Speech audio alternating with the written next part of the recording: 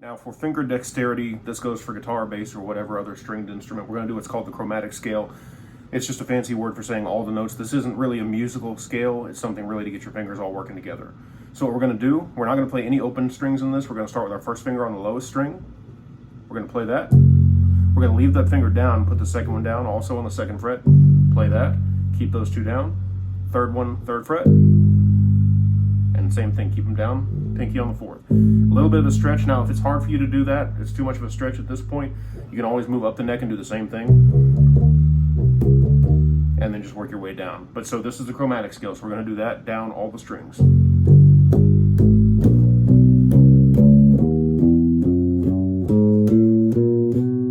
when you're comfortable with that, then you can come back up.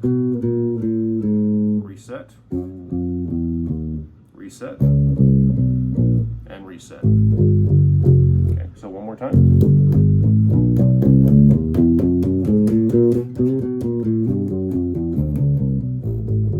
So, not that fast obviously yet. Take your time on this one. It doesn't matter how slow it is. Do it slow to the point that it's clean and controlled, and that's how you're going to get speed and also be clean.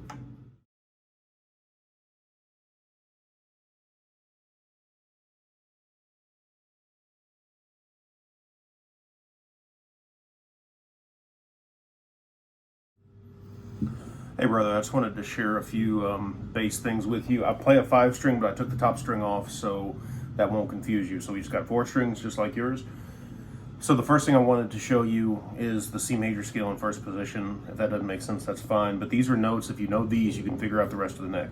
So I'll send you a diagram for this, but you're gonna play starting on the low string, your low E, open, 1, 3, using 1 and 3, use the fingers that are assigned to the frets. So on the low E, open, 1, 3. We go on to the next string, which is the A. Open, 2 with the second finger, 3. Same thing with the next one. D, open, 2, 3. And then G, our highest string, open, and 2, and that's it. So again, the pattern is open, 1, 3, open, 2, 3, open, 2, 3, open, 2. Now if we say the letter names with it, it's E, F, G, A, B, C, D, E, F, G, A. So that's the diagram I'll send you with those notes. Just play that pattern through and memorize the notes. And once you know that, you'll be able to take that knowledge and figure out the entire rest of the neck, and then we'll be able to do some really cool stuff. So here's a close-up of the C major scale. Again, our low string, our low E, and our string names are E, A, D, and G. So our pattern with the numbers, open, 1, 3. Next string, open, 2, 3. Next string, open, 2, 3. Next string, open, 2. Now if we do the letter names, E, F, G, A, B, C, D, E, F, G, A. Okay, so 2 things to note. One, again, goes back to what fingers we use for what frets. It's really, really important. We're playing the first fret, we're using the first finger.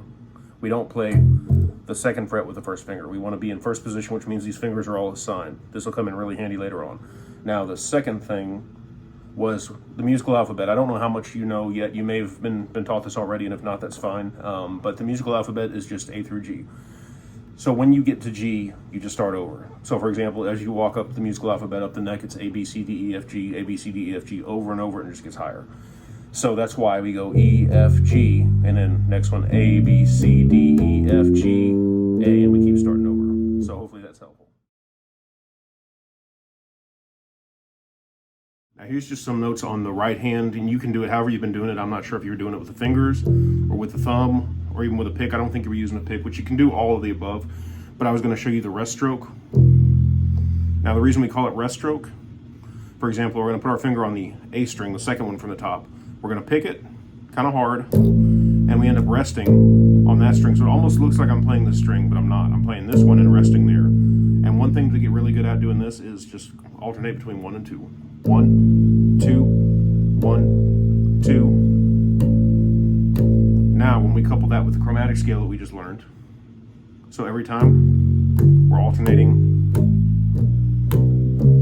1, 2, 1, 2, 1, 2.